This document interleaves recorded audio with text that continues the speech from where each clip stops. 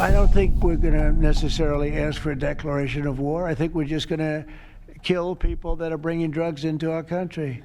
Okay? We're going to kill them. To bolster President Trump's efforts to destroy all boats allegedly carrying illegal and deadly narcotics marked for the United States. Overnight, the United States came within inches of the largest domestic narcotics breach in modern history. Federal investigators now confirm that 1.82 metric tons of fentanyl, methamphetamine, heroin, and synthetic opioid precursors were being funneled directly into northern Michigan through a federally restricted port compound, approved by the port director herself. This wasn't a smuggling attempt. This was a takeover, a full-scale infiltration of American maritime infrastructure executed from inside the system that was supposed to guard the nation's northern border.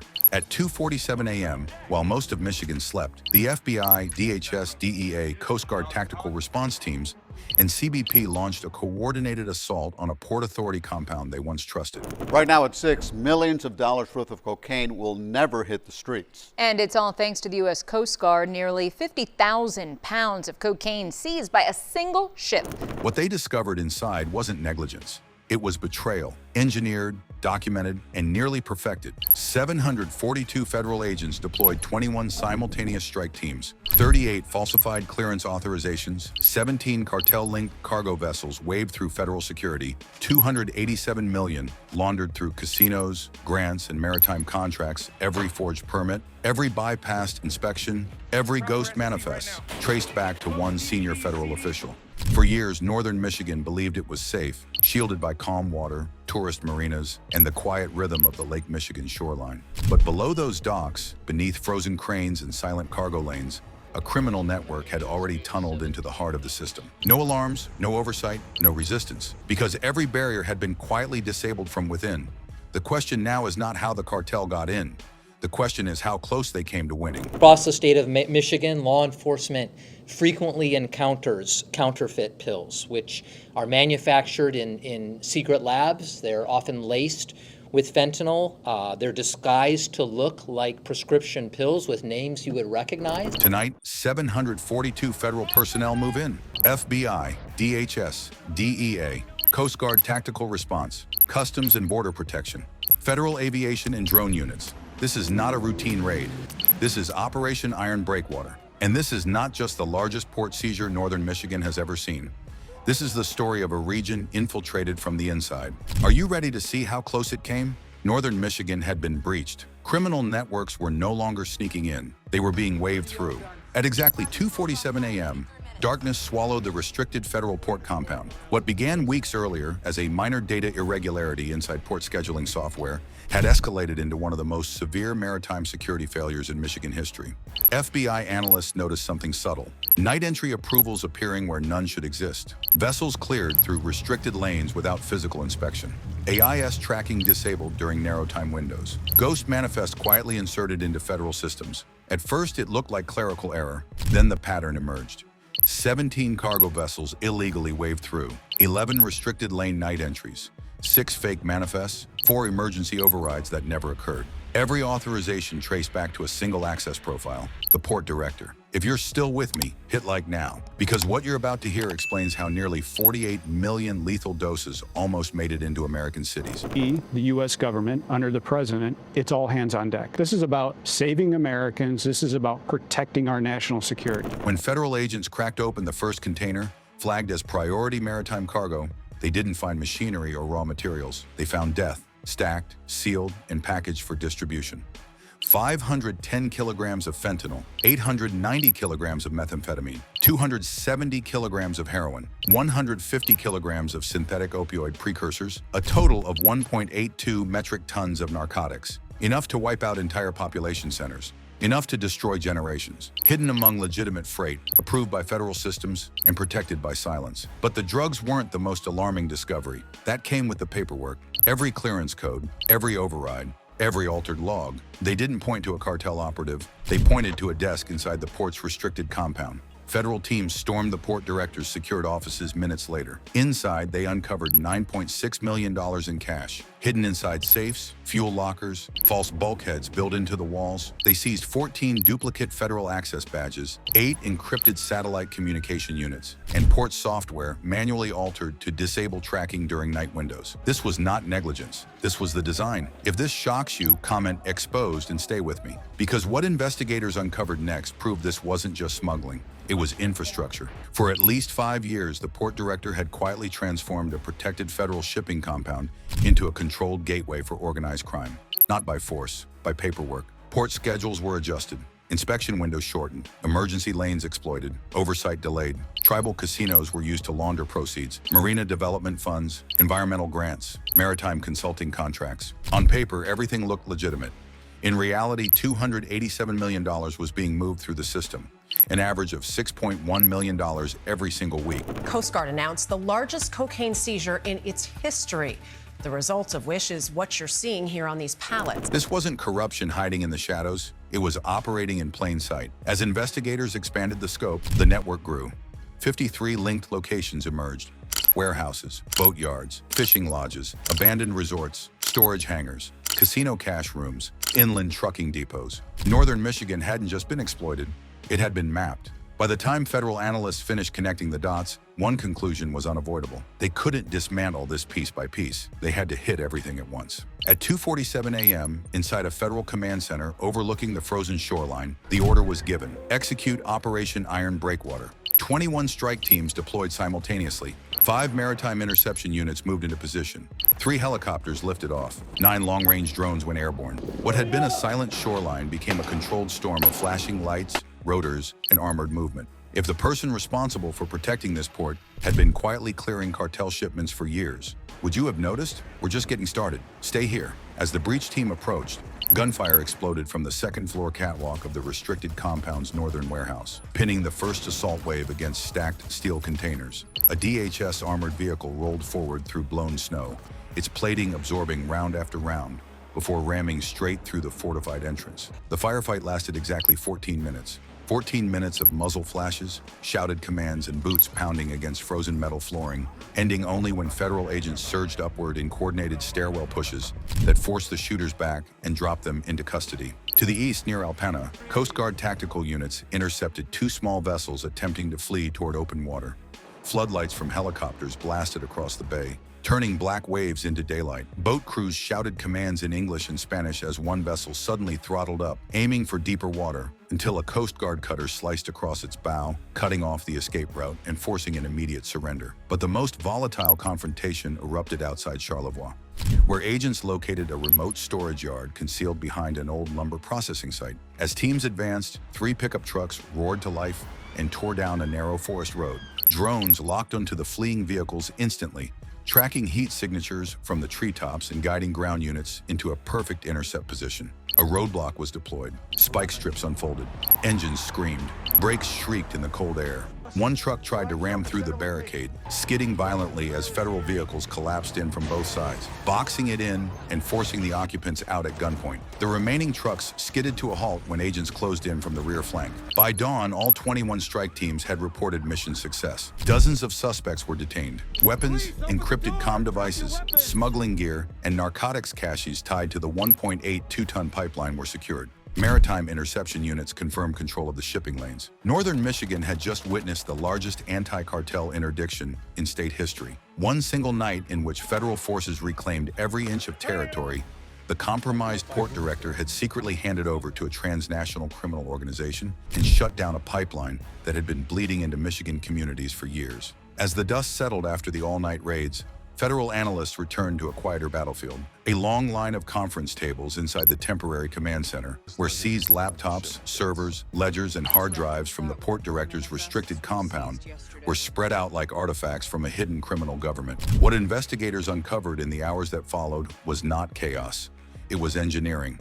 A financial machine constructed with the precision of a multinational corporation. The first breakthrough came from a reinforced steel briefcase pulled out from beneath the port director's desk. Inside were 41 consulting accounts tied to shell companies with harmless-sounding names like Northern Lake Transport Services, Bayline Infrastructure Group, and Harbor Strategic Advisors. At first glance, they looked like typical vendor accounts, but forensic accountants quickly realized the truth.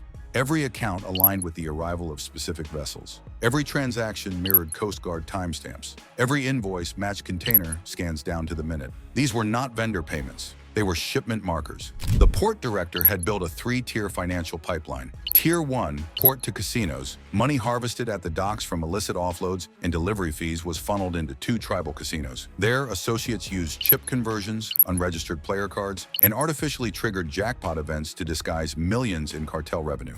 Local retirees later recalled seeing unfamiliar groups entering the casino after midnight, cashing out quickly and disappearing into the cold. Tier 2, casino to out-of-state laundering accounts. Once the cash appeared clean, it was wired in structured amounts to accounts in Illinois, Arizona, and rural Wisconsin, each controlled by cartel money movers operating under agricultural business fronts. From there, the funds were pushed through crypto platforms and remittance channels masked as equipment refunds. Tier 3 are foreign accounts back to Michigan. The cycle closed when offshore accounts funneled money back into Michigan under the cover of maritime consulting, environmental research grants, or port maintenance studies. Not one of these contracts existed, but the money flowed every week. The most damning file was discovered deep inside an encrypted folder labeled Operations Forecast Q3. It documented weekly revenue flows of $6.1 million every 7 days. Rain, snow, holiday, it didn't matter. An estimated $287 million had already been laundered through this system over 5 years, but the investigation did not end with the money. A second cache of documents, internal memos, encrypted group chats, and altered Coast Guard clearance logs revealed the full extent of the port director's influence. She had been paying $14,000 a month to 4 Coast Guard officers for uninterrupted passage of uninspected vessels. Some of those officers even ensured that only friendly crews were on duty during offload windows. Worse yet, the outer ring of enablers expanded beyond the port. Casino supervisors authorized undocumented chip conversions. Real estate developers leased remote fishing cabins that became coastal stash sites. Logistics contractors modified shipping manifests to hide forbidden cargo. This was not corruption. This was financial colonization, a hostile takeover of northern Michigan's economy by organized crime, built silently over years and controlled from a single office on the Lake Michigan shoreline. Federal agents realized they were not dismantling a smuggling ring, they were collapsing a shadow government. Meanwhile, a separate investigative unit began measuring the human damage left behind. What they uncovered over the next 48 hours was not crime, it was collapse. Medical reports showed overdose cases in Grand Traverse had skyrocketed 340% in 4 years. The crisis spread outward into small lake towns and retirement communities. Opioid-related deaths here in Michigan are soaring, and state officials say more people overdosed and died. EMS calls tripled, often responding to overdoses at boat docks, parking lots, and gas stations, places that had never seen narcotics emergencies before. The port director's product had bled through an underground distribution network operating across 27 small towns, transforming them into micro-hubs that pushed fentanyl and meth at unprecedented speed.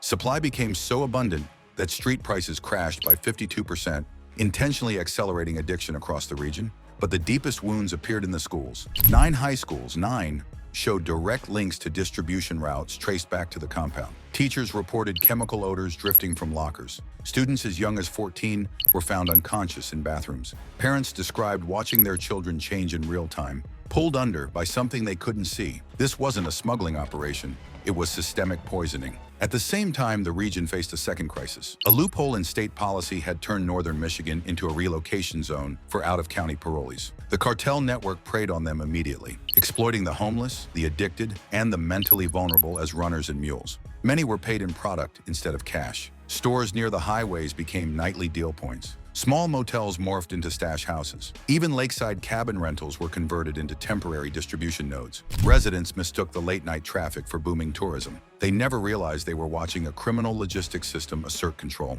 Law enforcement was pushed to the breaking point by thefts, roadside assaults, and drug-fueled violence, each incident aligning perfectly with cartel supply routes. All the while, the epicenter, the nerve center, sat hidden inside the port director's restricted compound. It had begun innocently with an expansion of a fuel pipeline. Except the pipeline wasn't meant for fuel.